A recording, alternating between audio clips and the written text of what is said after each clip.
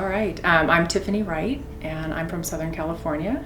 I have 3 boys, and my oldest, Joe, is wonderful, but he was the one that came to Telos, and it was quite a journey getting here.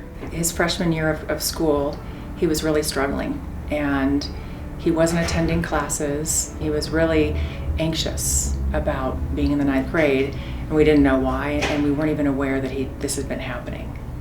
So he was self-medicating in order to manage that anxiety, and it got to the point where his school was going to not only suspend him but possibly expel him.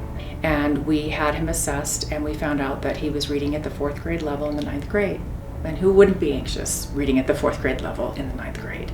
He also struggled with ADHD, and so his attention span was challenging for him, and executive functioning and getting the assignments in and knowing what he had to do was very challenging. We didn't quite know what to do. We put him in a non-public school in California for kids that had ADHD and learning differences, and that just wasn't enough. When Joe got here to Telos, I was very nervous, as was he.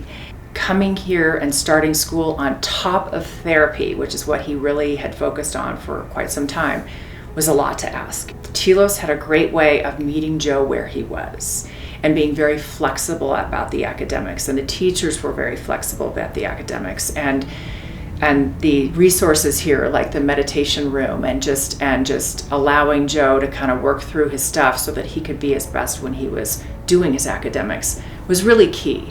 Because he fought it at first, that anxiety over it, but once Telos and the staff and the teachers got him comfortable knowing that he could do both, he really started to sail, even with all the other overwhelming emotions and stuff that was going on in his life.